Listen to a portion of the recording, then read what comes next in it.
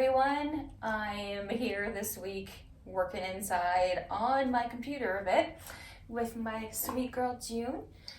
This is my little puppy. She helps me out with things sometimes and just here by my side while I'm working. What I'm planning on doing on this week is just preparing to make some new work. So my idea is to get a number of different works started. I have some that are sort of surfaces in progress. I have about 3 going. One is a photo, a digital print that I made that I've started and I'm painting into. Another one is a drawing that I'm working on, and another one is a full painting. I'm working on just mapping out my ideas more distinctly. And the way that I do it is through research, through imagery, photographs that I take while I travel. I do have a sketchbook, as you can see there.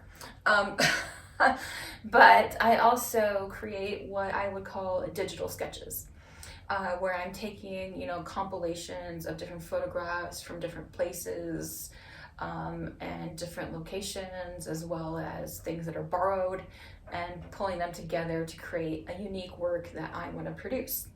So I'll show you a little bit of how I do that as June sits here next to me, and we'll get started. And here you see my file folders of lots of different images I've taken while I'm on site, while I'm traveling, even when I'm at home. And I put them into different folders. That was a photo that I took, and then this is a painting that I'm currently working on that's compiled of multiple different images. I've basically extracted the sort of elements that I want to work with from their environment and put them onto a place, and then I'm starting to build an image by adding in additional elements, changing scale and stuff. And then this is the drawing that I'm also working on. This also is starting to getting some of the environment taken away from it. I'm really kind of just eliminating those dark areas. I do it in a lot of different ways. I use the eraser tool, I use the magic wand tool, doing the selection tool in different ways, selecting different color ranges in order to eliminate elements in that original photo that I don't want to have kind of getting in the way of my visual imagery and trying to sort out what I want to do with the painting. It can be pretty complicated, and so I use the computer to just really help me sort out the visuals, because I'm really interested in the complexity of these elements of the work with the foliage. This is the third piece that I'm working on. This is an actual image of a still life that I took myself of weeds from the garden here locally, and I'm adding in hand-painted elements into the work. So that's what I'm kind of playing around with, trying to decide what I want to do with it. Since it's no fun to sit around on the computer all day long, I mix it up by switching back and forth, working in the studio, preparing surfaces. Hey there, so I am preparing a second surface in my other studio downtown. There's a little bit more space here than at my home studio. But what I'm doing is I have this wood panel that I've built. I've already got about 2 or 3 coats of gesso on it, and what I like to do is work with a surface that is called absorbent ground.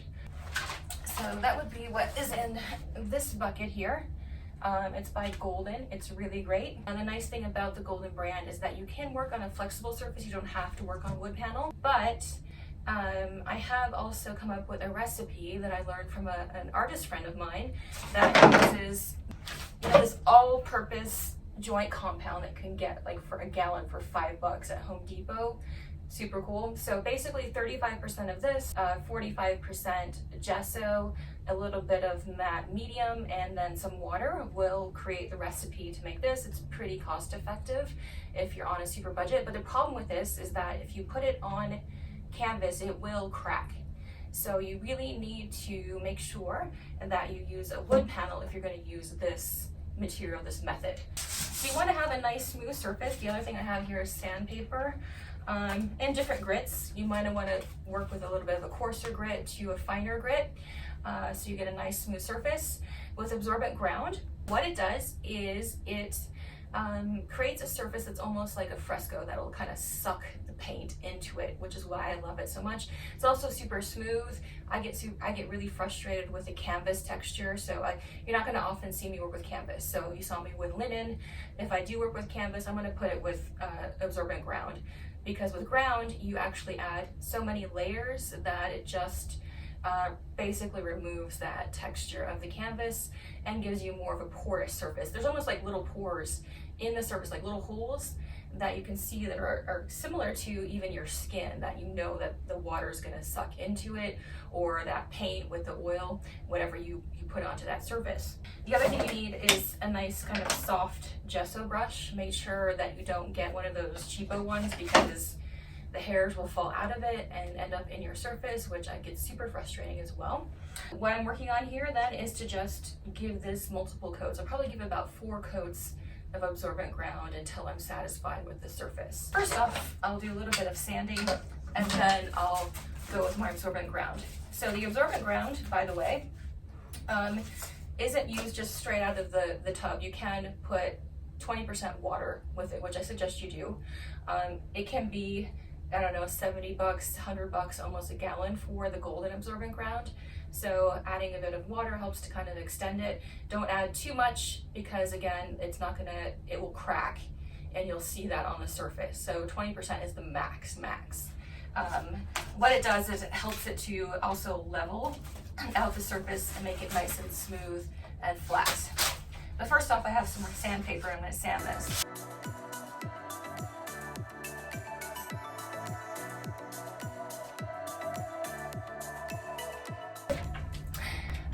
So I've got this surface, pretty well sanded, and then you'll notice that I've actually lifted it up.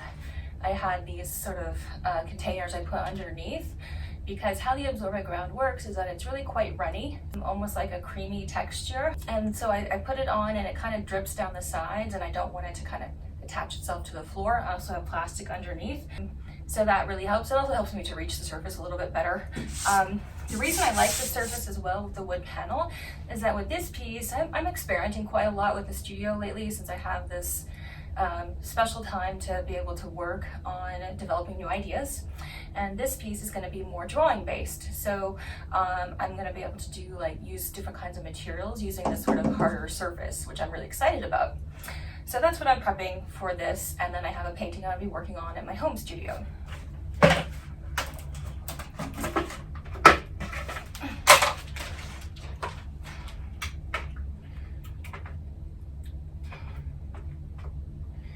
So I have, I use this a lot, so I have 2 buckets. One is for the ground that I've already mixed with gesso, and then the other one is just it pure as I bought it. So I measure, how much water I'm putting into that so it doesn't get too watered down. And then I just start applying it to the surface as smoothly as I can. I work on the top surface first and ignore the sides, and then I come back to the sides a bit later.